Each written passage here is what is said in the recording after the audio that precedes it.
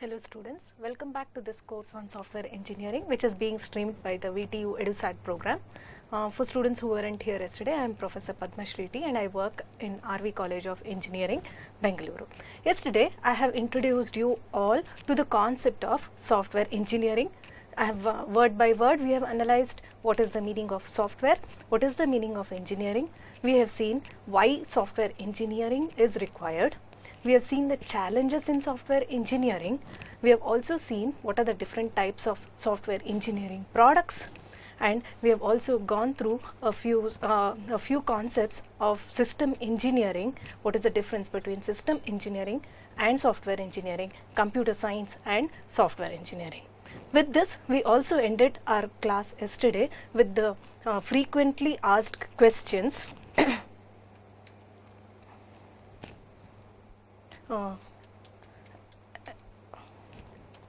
With the frequently asked questions about software engineering.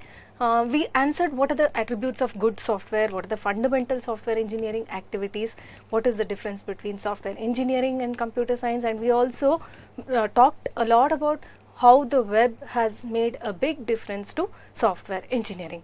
Today, we will continue this discussion on software engineering with software crisis. Now, what is software crisis? Software crisis, as it is defined, it is the difficulty in actually producing a software which is going to perform well based on the conditions that exist in the environment where the software is going to be deployed. That is software crisis. This, on the other hand, the software crisis can be actually defined based on the output, based on the challenges, the output of the challenges that we get that software engineering itself is facing. So yesterday we discussed a few challenges to software engineering. What are the challenges for a software developer to develop a software, and there are a few other more challenges which we are going to discuss now. Heterogeneity is what you see. So heterogeneity, because most of the systems are now deployed as a part of distributed systems, and the applications that are running on these systems are going to be accessed worldwide from any part of the world. Heterogeneity across the systems are increasing. Different kinds of systems all over the world run different kinds of environment, have different kinds of environment, and run different types of program. They have a different platform, they have a different protocol that is running in them. This causes heterogeneity across the systems which are deployed over a network. We also have softwares which are running on our mobile phones. The software that is running on our mobile phones could be deployed on other platforms as well. So you would expect the app that is running on your mobile phone to be deployed on the desktop, and you could work with it as a software application also. So hence, a developer should keep in mind the heterogeneity of the systems where this software is going to be deployed later when it is released for the customer. Business and social change. Technology is changing. We are going to reiterate this every now and then, and nobody can stop the change that is happening with technology. Now, because it is incredibly changing, now in order to increase the emerging economies, the new technologies are going to be deployed as a part of our software products. In order to keep up with the technological changes, our software products should also work in compatibility with the changing technology. This is another big challenge. Now, the existing software that has already been developed has also got a challenge to actually work with the new technology without causing much inconvenience to the end user. That is the business. Due to change in business, change in technology, and change in the society, the software should adapt to itself to the environment in which it is being deployed. The security and the trust. Now, software is a part of our everyday life. Like I told you, our phones that we use day in and day out, they have softwares running in them.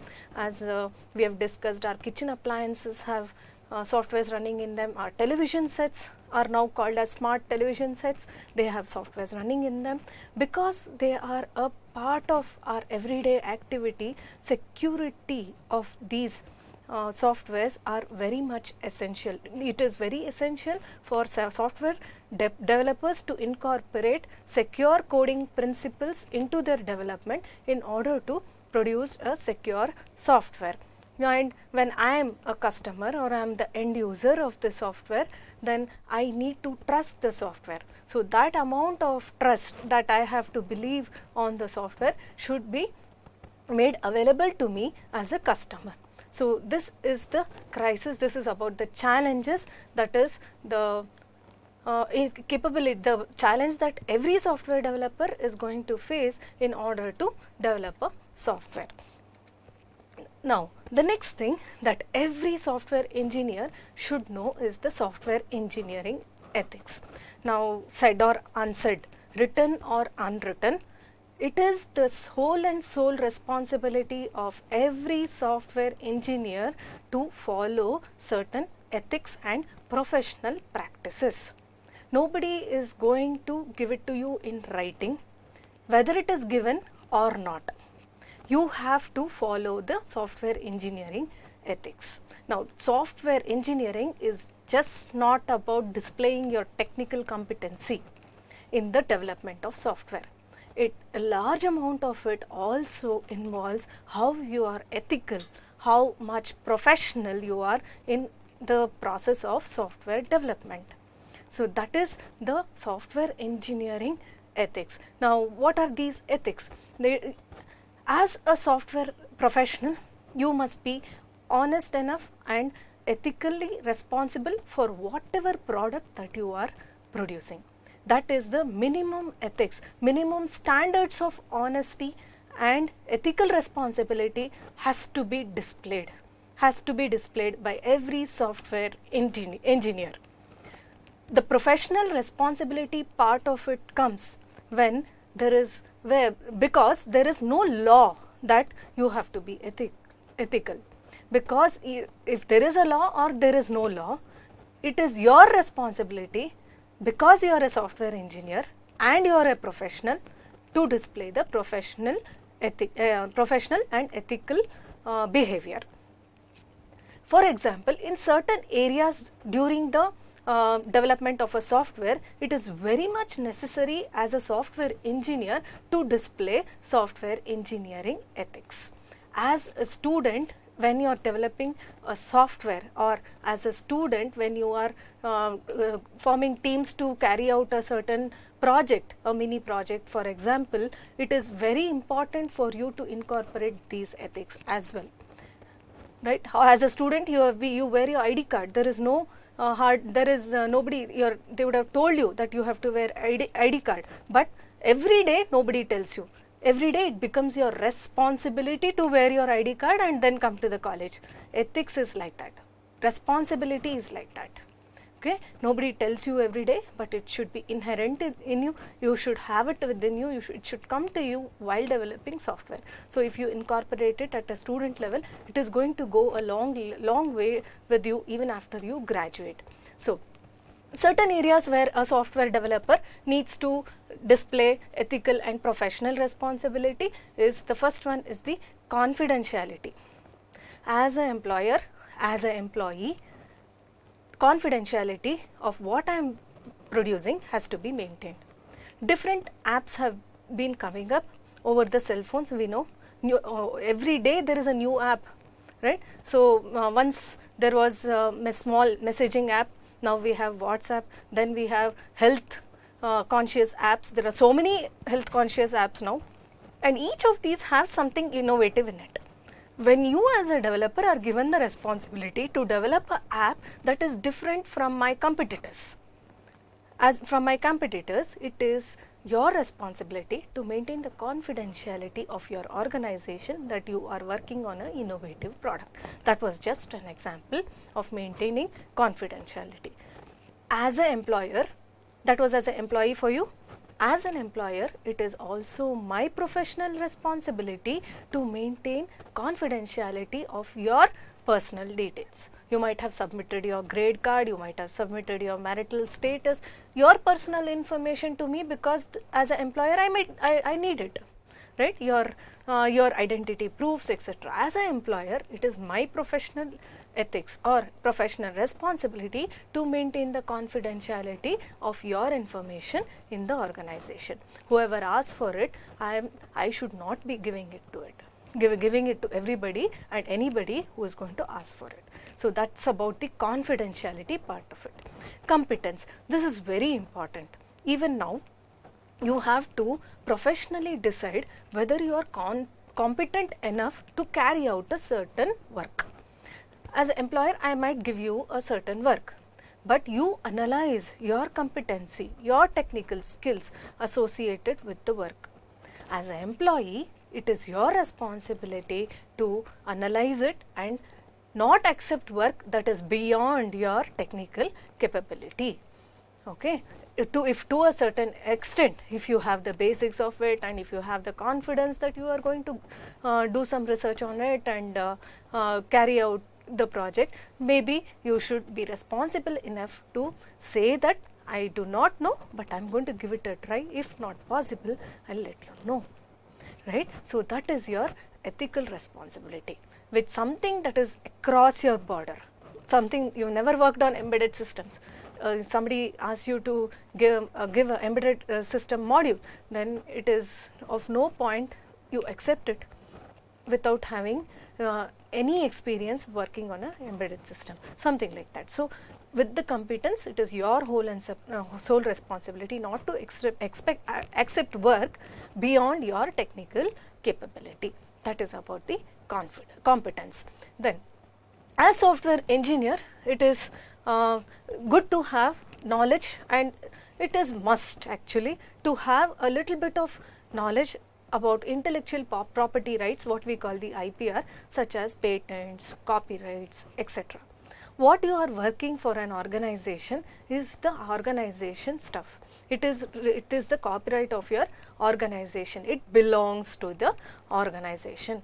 This you are not going to file, or this you are not going to present it anywhere as your individual work. This is just one example of maintaining the copyright or patent of a certain organization. It is very much, it is your responsibility to take care that you don't project what somebody else has done as your work. That happens everywhere. While you are doing your project work, you are going to write project reports. So it would be very good for you to actually do your own work, write your own content in the project report and present it as your report under your name. That is why there are so many plagiarism tools that are available. So many plagiarism tools have been introduced by our university to find out if you have taken content from the internet resources and other sources and tell you that you need to change these things, right? A certain amount of work, definitely you can take it from the internet and other resources, but beyond a certain level it is not acceptable. So you should, as a software engineer, you should be very responsible in every activity that you are going to perform, and it is my sincere suggestion that you try to incorporate it right now from your student days, so that you grow up with it. You grow up with it and you become good professional engineers. Okay. Computer misuse. Computer misuse, knowingly or unknowingly, we all generally there is a tendency to misuse the computer. If organization has provided you with a computer to do the organizational work, then it is your responsibility to work on that computer related to organization's work. You are playing games on an organizational computer, yes, it is computer misuse. In your laboratories, you are being provided systems with internet connectivity to execute programs. Are you accessing social networking sites? Are you going to other sites watching, going to YouTube watching other kind of videos, etc.? Yes, that is all computer misuse. If you are doing something beyond the boundary, it is computer misuse. So you should be very well aware that you are not going to misuse the computers that have been provided to you either by your organization, your college, or whoever you are working for. Okay. So, this is about your engineering, software engineering ethics. Now, here I would like to show you some sample code of ethics which has been provided to us by ACM IEEE organizations, and you will be very surprised to see that they have defined ethics for public, client, for the software product that you are going to develop, there is ethics. You will also be shocked to see that as a software engineer, whatever professional judgment that you do, there is ethics associated with it. There is a rule that is associated with it. For the product that you produce as a software engineer, there is an ethic saying that products and related modifications meet the highest professional standards possible. That means as a software engineer, you are going to produce quality software products. So, everywhere in the best interest of the client, the employer, the public, the product, the judgment that you take, there would be ethics. To go on with these this sample code of ethics, you will also see that they have code of ethics for management, they have for your colleagues that you are working with, for the profession itself, and for yourself. Not last, but it's not the least. Okay, for yourself also they have defined ethics. Now, similarly, this is just about the ACM IEEE standard code of ethics what I have shown you. Now, similarly, every organization will have code of ethics associated. Okay. Now, it is your duty to follow these code of ethics. For example, ACM IEEE, if I want to become a member of this organization, I have to agree with this code of ethics and follow it. They expect all their members to follow the code of ethics that they have displayed and then only become members. You have to first say I accept and then become the members. Okay. Another, at this point of time, another sincere suggestion that I want you all to follow is that whenever you are becoming a member or downloading a certain software from the internet onto your mobile phone or onto your systems, kindly read the agreement that they display before you actually download the software or become a member. Why is it that you should read? In the haste of downloading the software, you simply say I agree, next, and install it. So, let us not follow that practice from now on at least. So, when you read those agreements, you will actually know what they expect from you. Certain apps that you download on your mobiles may not be safe enough. They might ask access for your photographs. They might ask access for the video, for the camera in your cell phone when the app is running. So, think if it is necessary, think twice if it is necessary, and then click on I accept. As responsible software engineers, it is our duty to read it and then agree to it. But don't haste downloading every other software without reading it. You might land up in a situation which is wherein you will be embarrassed. So, it is just a suggestion from our side here. Okay. So, this is about the sample code of ethics. Next, the next part of this course is the case studies. Now that we know a little bit about software engineering, we know a little bit the processes, activities which are involved in the software engineering concepts, say the software development activity. We are going to see a few case studies related to a personal insulin pump, a mental health care patient management system, and a wilderness weather station. The first two of it we are going to go in detail. The last one maybe as a case study you will try to understand and you will try to come up with your own requirements, trying to recap on whatever we have learnt. So, we will first see a case study of what the architecture could be for a personal insulin pump, what they call. Now, what is a personal insulin pump? It is an embedded system, first point. In this embedded system, which is in an insulin pump. It is used by diabetic patients to maintain their blood sugar level. Okay, to blood glucose, they are going to control their blood glucose in to control their blood glucose, they are going to make use of this personal insulin pump. We will see in detail what this insulin pump control does. It basically collects the data from your blood sugar sensor that is deployed, and it is going to calculate the amount of insulin that is required to be injected. Okay, so it is going to, what is going to do, every person has a different blood sugar level, and especially if you are a diabetic, it requires continuous monitoring or a periodic monitoring maybe. So it is going to collect the data of blood sugar and through a certain sensor, and it is going to calculate based on that data received from the sensor, it is going to calculate the amount of insulin that has to be injected, So this calculation is again, it is another parameter for calculation, is the rate of change of blood sugar levels. It might increase, it might decrease. So based on a certain parameter, the calculation is done. Now after calculating, it is going to send the signal to a micro pump to deliver the correct dose of insulin. So we have something called as a micro pump. This pump receives the input from our blood, from our insulin pump control system in order to release the right amount of insulin. We call this system a safety critical system because anything, either it shows a wrong blood sugar level, or when it gives the wrong dose of the insulin that has to be injected, whether it is more or whether it is less, it is going to cause harm to the patient.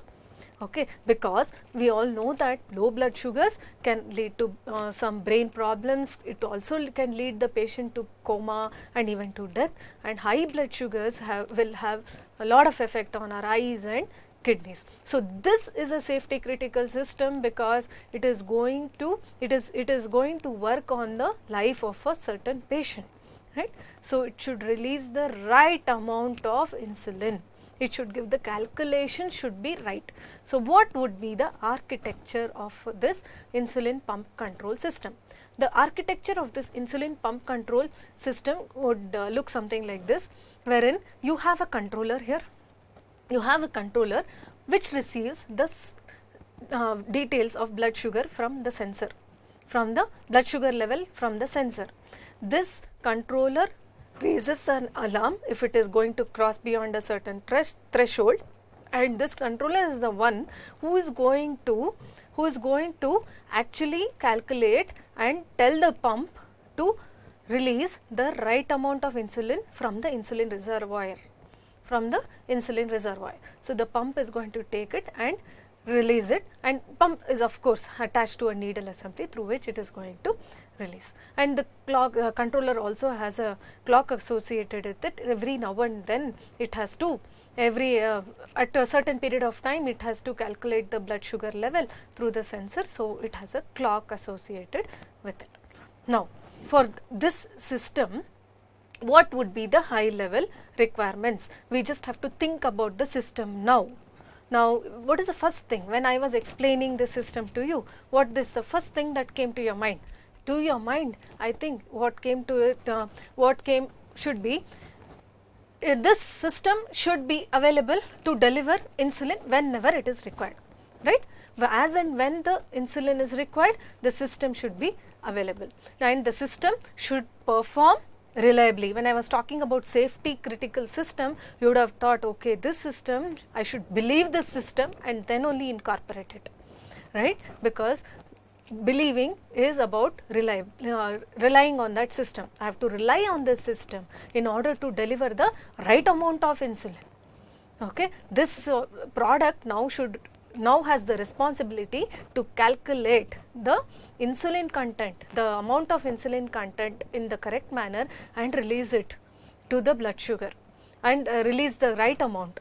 Okay, so what are the two aspects that we are touching upon here? The first one is availability and the next one is reliability. They are the two aspects that this system critically needs to take care of. Okay. Now, we conclude that the system must therefore be designed and implemented in order to meet these two requirements at a higher level.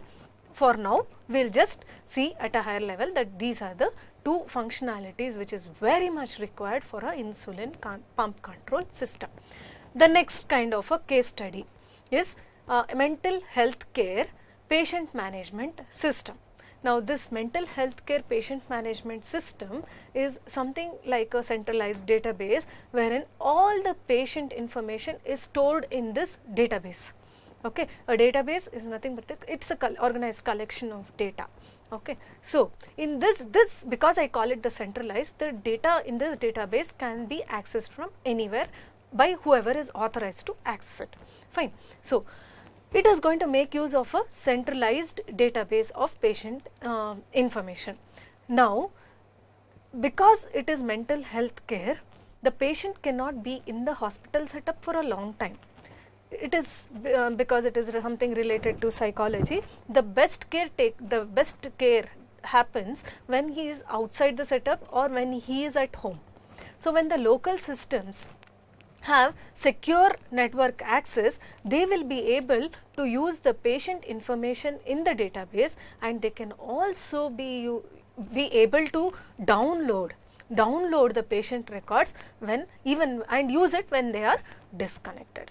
Okay. So, these, when I am talking about the characteristics of the system, you will actually come up with the requirements. Right. Now, it must be triggering to you that you should have a centralized database. Now this system should be able to connect to the network. Now, you should have a local system. People in the local system should have a authorized access. They should be able to download. These are all the requirements that should be coming to your mind right now. Now most mental health patients, as I told you, they do not require any kind of a dedicated hospital treatment, but they might every now and then go to specialist clinics in their area in order to get their regular checkups done. At that specialist clinic, this information should be made available, and that is why this whole mental health care patient management system is required. Okay. Now, this is the architecture, a possible architecture of a CPMS, whatever we call the mental health care patient management system. We have a server. This is basically a client server architectured system. This server connects to a backend which is a patient database, and all the local systems, wherever the patient goes, apart from the hospital itself, he can access his data through the server. He can access this data through the server. It is stored in the patient database. Through this server, he can access. This is a very simple architecture for a patient management system. Now, with this architecture, now we are going to just think about what are the support, what kind of a support that this system should provide to whoever is using it. So, the first thing that it should support is the actual functionality of the system. Individual care management. Every individual patient record has to be maintained in the database, right. So, all these details, whatever is required for the mental health, the parameters, the doctors know best about it, whatever parameters is required has to be stored in the database. Then patient monitoring. Regularly, the patient has to be monitored periodically, every now and then, and all his data at every visit, either to a clinic or to the hospital itself, must be stored into the database. And that is patient monitoring. Then administrative reporting. At any point of time, whenever a report has to be generated about the patient, either at the hospital setup or at the local setup, they should be able to generate the report based on the parameters that are stored in the database. And it should also be reported about the number of, maybe at the administrative side, how many patients have registered, how many patients are using the data locally. All the security part of it also will come with the administrative reporting part of it. Now, what are the other aspects? Now, I am talking about the functionality right now. Now, if you have thought about it, the other aspects that we can think of incorporating into this system as a requirement itself, while developing the system is the privacy. Now, why privacy? Whenever it comes to something like health, you are dealing with somebody's personal issue, right? And you are going to store his health data, and that is very personal to that patient. So, patient information is considered to be sensitive information, or in other words, confidential information. So, privacy of the patient information has to be maintained. This privacy is maintained by giving only authorized access over a secure network setup for the patient data that is stored in the centralized database. Okay, we have to talk about the privacy. If you have to talk about the safety, definitely safety is of major concern, because you are giving medication to a certain person, right, based on the inputs that you are getting. So, we say that the database whenever should be available whenever somebody at the clinical setup wants to access the centralized database. The database should be available for the reports that they want to see, the previous history of the patient that they want to see, then based on which they can provide the correct medication to the patient. Okay. So, this is about the system support that is required for a MHC PCM. So, that here we actually come to an end of the basics of software engineering. The next part of the module is dealing with our software processes. Now, in the previous lectures, I have told you that there are so many different models that we can actually incorporate as a part of our software development methodology. Now, it is here that we are going to study what are these software processes, what are these models that we are talking about, and how to choose this model, and what are the activities involved in these models. Okay. Now, we will begin with what a software process is. Software process. Now, what is the first thing that comes to your mind when I say software process? A software process, it is just like any other process that is running on your system. Yeah, it is just an activity. Software process is an activity that is involved in the software development life cycle. That is a software process. Now, all these software processes, every step in the software development life cycle or software development activity is considered to be the process, and these steps can be associated with what is called as a software process model. Every model defines these software processes in their own way depending on its usage.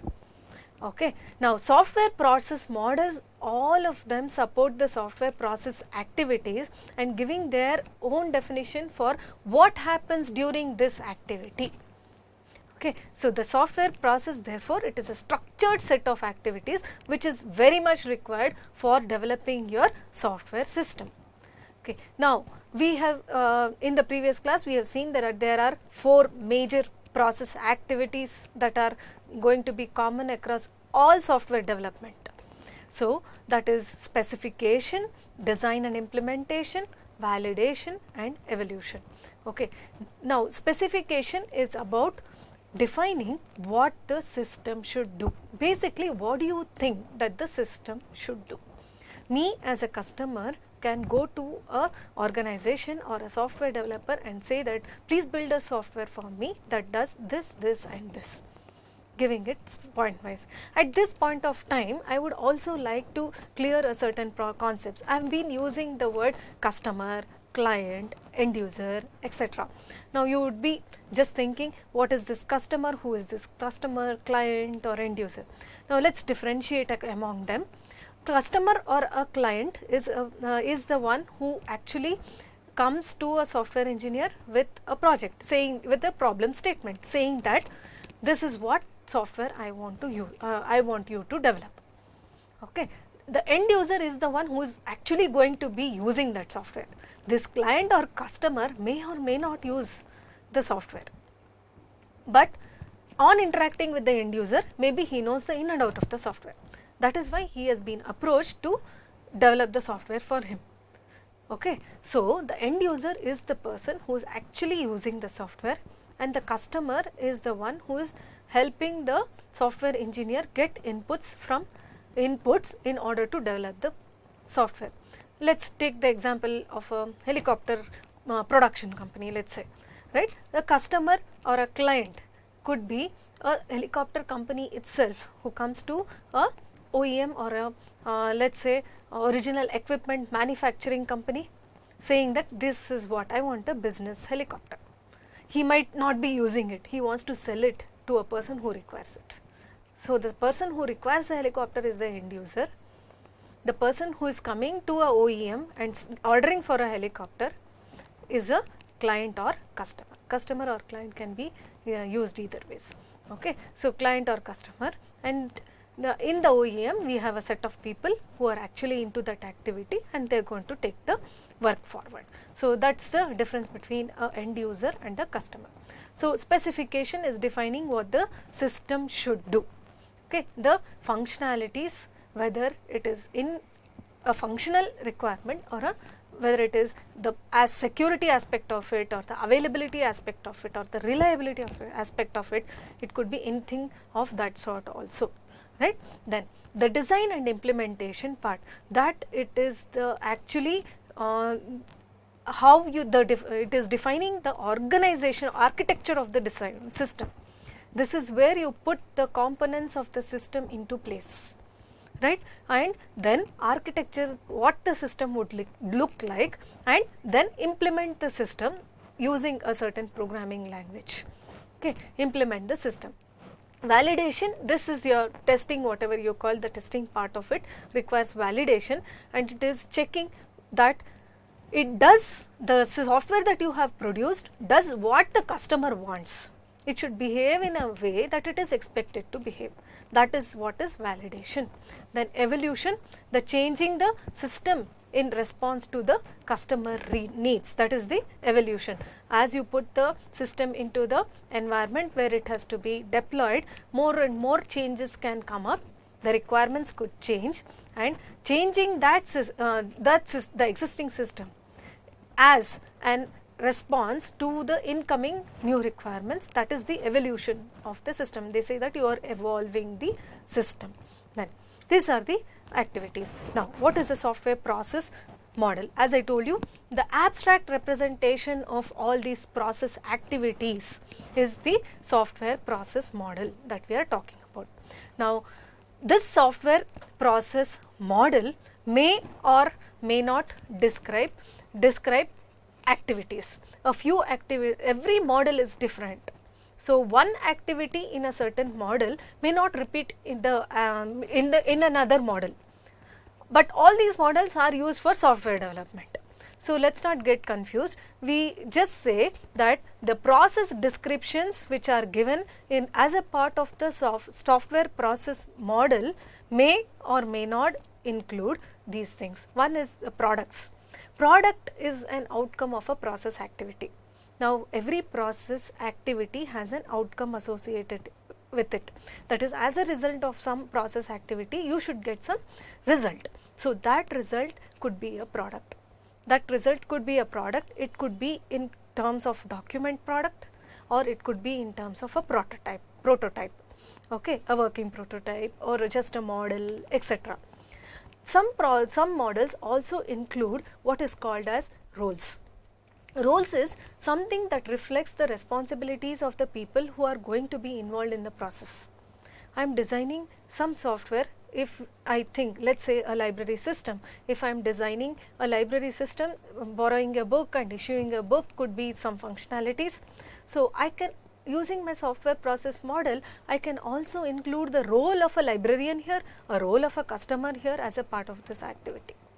Or it is my choice that in my software model that I am using, I am not going to include people at all who are involved in the process. So it depends on the model that you are choosing. Then the pre and the post conditions, they are the statements that are going to be true after before and after a certain process activity has been produced, okay, or whether it has been produced as a prototype or whether it has been produced as a product itself. So that is the condition. For this design to happen, for certain cases, if you want to design something, then your requirements should be finalized. So the precondition is move to design only when the requirements is finalized, right? So that could be a certain precondition for depending on what you are trying to develop. So that's a software process model. Then activities, we come back. Now you always have to remember that these 4 activities that we are always speaking of, they can be interleaved. They can be interleaved. Now while developing, you could get specification, more requirement specifications, and incorporate those. It is not that we follow these activities in the order that is shown here always and we write it in the order that we write it, but it could be interleaved. But the overall goal of specifying, designing, implementing and testing a software system is a set of these sequence, whether in order or whether they are interleaved. That is the basic thing that we all have to remember. In different developmental models, all these processes are organized in a different manner. Okay. Then now we will see each of these in detail. The first one is the software specification. What this software specification basically answers 2 questions. What are the questions? First one is, what are the services which is required by the software? So what do you want from the software? What functionality do you want from the software? That is the services that is required by the software. What are the constraints on the system operation? I want a software like this, but it should not do this. That is the constraint, right? You also, for you, the constraints on a certain software specification requirement, the constraints on certain development of a software becomes your functional requirement for the software specification. You need to incorporate that also. Based on it, where the system is going to be operated, where it is going to be deployed, in what domain, there could be constraints on the software that is being developed. So that is software specification. The requirements engineering process is the process that is going to collect the requirements of a certain software. Requirements engineering we are going to see in the next part of it in detail, but for now you should know that the requirements engineering process involves 4 activities. The first thing is about the feasibility study. Whether this software is possible, is it possible to develop such a software that based on the requirements that you are talking about or not. Okay. Now at what point of view? Both technical and financial point of view. Based on the technical expertise of your company, right, on the team that you have, and based on the financial aspects of it, from what budget the customer might propose, what you think based on the requirement, it might exceed much more than that. So at that point of time, feasibility study has to be done, whether it is possible to do or not. Once the feasibility study is done, then you can go to the next step. The first thing that you have to do is feasibility study. The next step is the requirements elicitation and analysis. Elicitation, in a sense, requirements discovery, we say, discovering the requirements. So what are the expectation from the system? For this, we are going to talk to people who are going to use the system, or who is coming up saying that speak to a customer who is going to come up to you and say, I want this system, right? So you are going to do a requirements discovery and then analyze what requirements are existing, and that is where you will realize the end user and customer expectation of the system. The outcome of this requirements elicitation and analysis could be a requirement specification documents which define the requirements one in one, and after it is being defined, you are going to check each of these requirements one by one whether they are valid or not. So you are going to check the validity of every requirement during the requirement validation process. So these are the 4 basic activities in requirements engineering process. Okay. Now, the next thing is the process. Now, whatever process that I have told you have certain outcomes associated with it. Now, this is the first kind of actual architecture for a process that I am displaying here. So, very first thing I would like to tell you that there are rounded rectangles and sharp cornered rectangles here in this picture. The rounded rectangles here represent the process. The sharp cornered could be an output of a certain process or an activity, or it could be an input to a certain activity or a process. Now, we will see each of these in detail. Now, we just talked about feasibility study, right, how whether it is possible to construct such a system based on what the requirements is being asked for. That generates what is called as a feasibility report, and the feasibility report is generated, then only you move on to the next process, which is the requirements elicitation and analysis process. The requirements elicitation and analysis, you will come up with either the outcome of this could be a system model. It could be a system model or a prototype, what I am talking about, or it could be just a report about the discovery and analysis. It could be anything based on the model that you are studying. Okay. So, elicitation and analysis, the next process after that is the requirement specification. Now, we see a arrow mark going back to elicitation and analysis. During this requirement specification, iterations might happen. This is a iterative process here, right? You can go forward and come back. So, requirement specification, changes can happen. So, you could go back, discover more and analyze, again come up with a system model and then put it in the requirement document. Fine. So, as an outcome of requirement specification, we get the user and system requirements. Okay. For a certain software, these are the two kinds of requirements that are very important. One is the user requirement, and the next one is the system requirements. User requirement is what I specify. I am the user of a certain software product. So, as a user, what is it that I require from your end? That is the user requirement. And as a software developer, I realize that to incorporate such and such requirement, I need the following software and I need the following tools. That could be the system requirements. Or for this software product to be working in its environment, in its right environment, what is the requirement for the system in order to install it onto a certain domain, install it onto a customer end or the end user end, what is the minimum set of requirements that is required? That is the system requirements. So, based on this requirement specification, we move on to requirements validation, where every specification that is mentioned in this process is validated and then that goes into the requirement document. At the end of requirements engineering process, we get what is called as the requirement document. So, today we have started off with the software process activities and we have seen the requirements engineering process in detail. Tomorrow we will continue with the rest of the activities. Thank you.